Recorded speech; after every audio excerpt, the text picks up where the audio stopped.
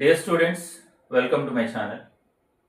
ఈరోజు మనము ఆంధ్రప్రదేశ్లోని 10th క్లాస్ ఇంగ్లీష్ క్వశ్చన్ పేపర్లోని 23rd క్వశ్చన్ ఆర్టికల్స్ గురించి డిస్కస్ చేయబోతున్నాము.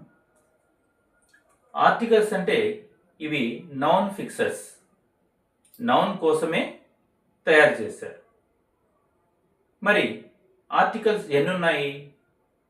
ప్రతి ఒక్కరికి తెలుసు, 3 ఉన్నాయి. ఏ అండ్ ది.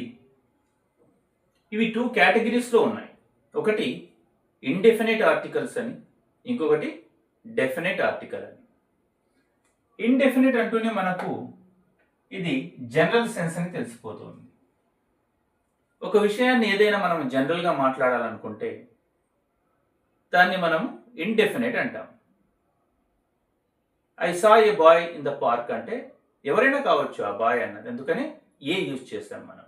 సో ఇది జనరల్ సెన్స్లో వాడతాం. అలా కాకుండా ఒక పర్టికులర్ స్పెసిఫిక్గా ఏదైనా మనం ఇండికేట్ చేయాలనుకుంటే దాన్ని ది వాడి మనము ఆ సెంటెన్స్ను తెలియజేస్తాం. స్పెసిఫిక్ సెన్స్లో వాడతాం. సో ఇక్కడ ఏ అండ్ జనరల్ సెన్స్లో వాడతాము, ది అన్నది స్పెసిఫిక్ సెన్స్లో వాడతాం. ఇక్కడ చాలామంది విద్యార్థులు ఈ పదాన్ని ది పలకాలనా ద పలకాలనా అని చెప్పి కన్ఫ్యూజ్ అవుతుంటారు. ఇది చాలా సింపుల్. ఓవెల్ సౌండ్ వస్తే ది అని యూజ్ చేయాలి, ది యాపిల్.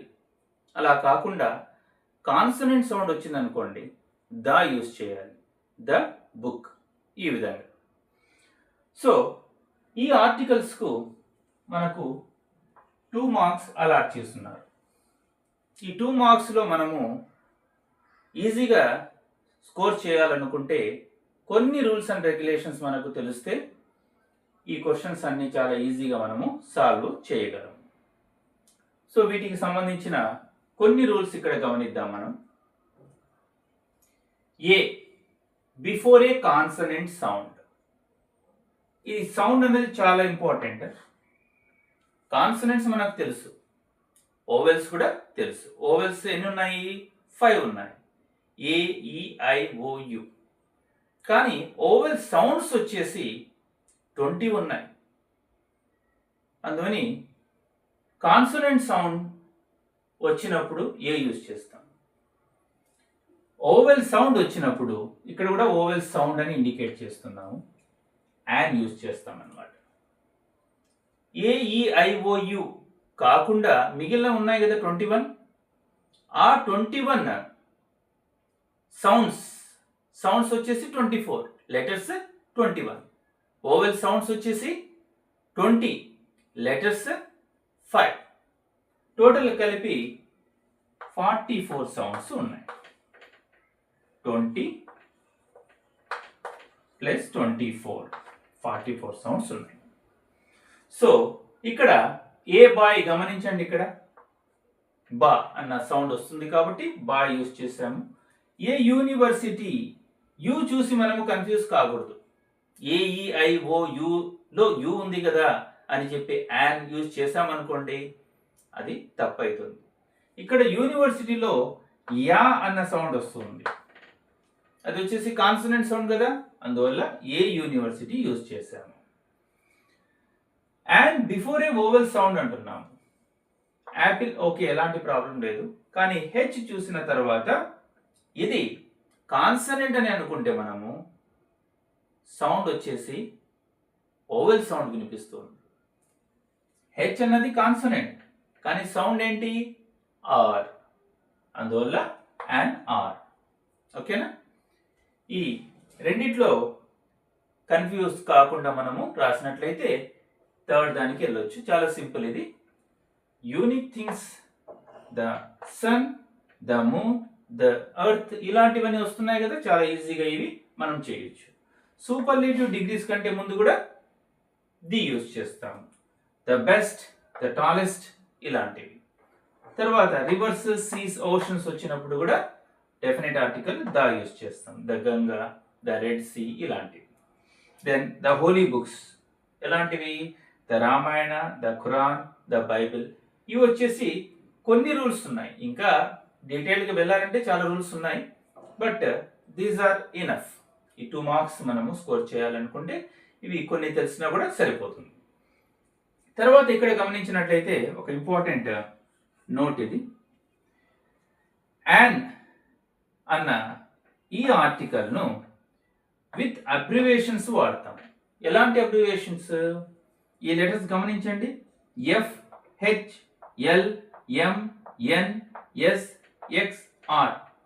ఇవి ఎప్పుడైతే అబ్రివేటెడ్ ఫామ్స్లో వస్తాయో అప్పుడు మనము యాన్ యూజ్ చేయాలి. ఎందుకంటే పలికేటప్పుడు చూడండి, ఇక్కడ ఎఫ్ ఉంది, ఎఫ్ అని పలుకుతున్నాం మనం. ఆర్ ఉంది, ఆర్. ఇక్కడే మనకు ప్రొనౌన్సియేషన్ తెలిసిపోతుంది. ఈ సౌండ్ వచ్చేసి ఓవెల్ సౌండ్ అని. అందువల్ల ఇక్కడ an, FIR, an, MLA, an, LLB. ఈ విధంగా ఇలాంటి అబ్రివేటెడ్ ఫామ్స్ జాగ్రత్తగా గుర్తుపెట్టుకోండి. ఇప్పుడు మనము డైరెక్ట్గా క్వశ్చన్స్లోకి వెళ్తే మనకి ఇంకా క్లారిటీగా అర్థమవుతుంది. ఓకేనా? ఫస్ట్ క్వశ్చన్ చూద్దామా.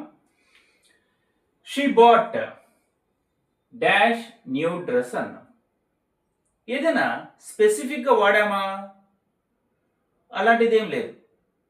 జనరల్ సెన్స్లో వాడుతున్నాం న్యూ డ్రెస్ అని. అందువల్ల జనరల్ సెన్స్లో మనము ఏ కానీ యాన్ కానీ వాడాలి. సో ఇక్కడ న్యూలో ఏ సౌండ్ వస్తుంది? కాన్సనెంట్ సౌండ్ వస్తుంది. అందువల్ల she bought a new dress. So ఈ 3 ఆప్షన్స్లో చాలా ఈజీగా మనము అర్థం చేసుకొని రాయొచ్చు, ఎలాంటి ప్రాబ్లం లేదు. Second question, dash sun rises in the east.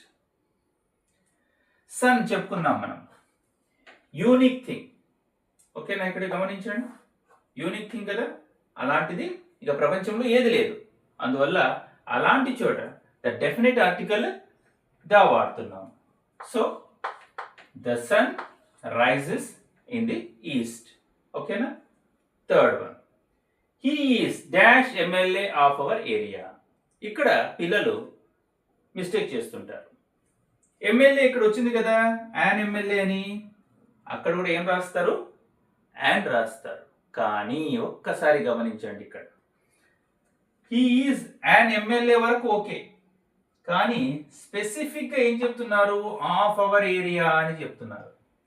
ఎప్పుడైతే స్పెసిఫిక్ సెన్స్ వస్తుందో అప్పుడు ద డెఫినెట్ ఆర్టికల్ ద వాడాల్సిన అవసరం వస్తుంది. సో ఇక్కడ he is the MLA of our area. తర్వాత I have dash 1 rupee coin. So ఇక్కడ కాయిన్ ఉందా, కాయిన్స్ ఉందా? కాయిన్ సింగులర్ కదా, ఏ యాన్ అంటూనే సింగులర్ అని అర్థం.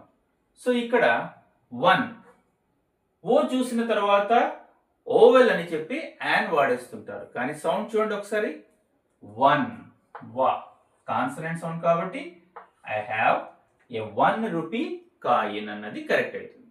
తర్వాత షీ ఈస్ డాష్ యూరోపియన్. ఈ చూసారు, అలా అని చెప్పి యాన్కి వెళ్ళొద్దండి. యూరోపియన్ సౌండ్ గమనించండి, యూ. గమనించారా? కాన్సనెంట్ సౌండ్ కదా, అందువల్ల షీ ఈస్ ఏ యూరోపియన్. అర్థమవుతుందా? Next, this is dash best movie I have seen. Best ఏంటిది? సూపర్లేటివ్ డిగ్రీలో ఉంది. ఇక్కడ గమనించారు కదా, సూపర్లేటివ్స్ వచ్చినప్పుడు ఏం వాడాలి? డెఫినెట్ ఆర్టికల్ ద వాడాల్సిన అవసరం వస్తుంది.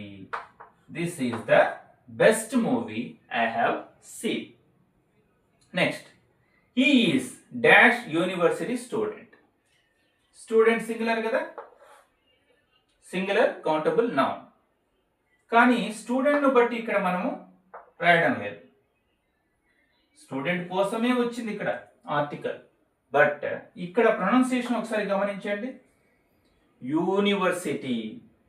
మళ్ళీ యాకు సంబంధించిన సౌండ్ వచ్చింది, అంటే కాన్సనెంట్ కు సంబంధించిన సౌండ్ వచ్చింది. అందువల్ల he is a university student అని రాస్తాం.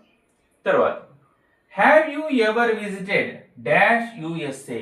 కంట్రీస్ ముందు మనము ఎలాంటి ఆర్టికల్స్ వాడము, కానీ ఇక్కడ United States of America plural కదా ఇది, అందువల్ల ఇక్కడ ఏం వాడాలి, ద వాడాల్సి వస్తుంది, United States of America. Then my brother works in dash bank. ఏదైనా పర్టికులర్ బ్యాంక్ చెప్పారా, లేదు, అలాంటప్పుడు ఏం వాడాలి, జనరల్ సెన్స్ లో ఏ వాడాలి. Dash Ganga is a sacred river. Reverse చూడండి, ఇక్కడ రివర్స్, సీస్, ఓషన్స్ వచ్చినప్పుడు డెఫినిట్ ఆర్టికల్ ఏం వాడాలి, ద వాడాలి. The Ganga is a sacred river. Last రెండు చాలా క్రూషియల్, చాలా మంది పిల్లలు ఇక్కడ తప్పు చేస్తుంటారు, చాలా జాగ్రత్తగా వినండి. He is dash MBA student అంటున్నాం. ఇక్కడ ఎంబీఏ అంటే ఏంటండి, మాస్టర్ ఆఫ్ బిజినెస్ అడ్మినిస్ట్రేషన్, ఓకేనా. దీన్ని ఎంబీఏ అని పలుకుతామన్నమాట. ఏముందా ఇక్కడ అబ్రివేషన్లో, అందువల్ల ఏం రాస్తున్నాం, అక్కడ స్టూడెంట్ కదా, సింగులర్ వచ్చింది, అందువల్ల ఏం వాడాలి, ఇక్కడ యాన్ అన్నది వాడుతున్నాం. An MBA. ఎం అన్నప్పుడు కూడా చూసాం కదా, ఇక్కడ ఎం ఓవెల్ సౌండ్ వచ్చింది కాబట్టి ఇక్కడ యాన్ ఎంబీఏ అని రాస్తున్నాం. తర్వాత లాస్ట్ వన్ గమనిద్దాం, వెరీ ఇంపార్టెంట్ వన్. ఇది అబ్రివేటెడ్ ఫామ్ ఎంబీఏ అన్నది. ఇక్కడ చూస్తే మనము I met dash NASA scientist.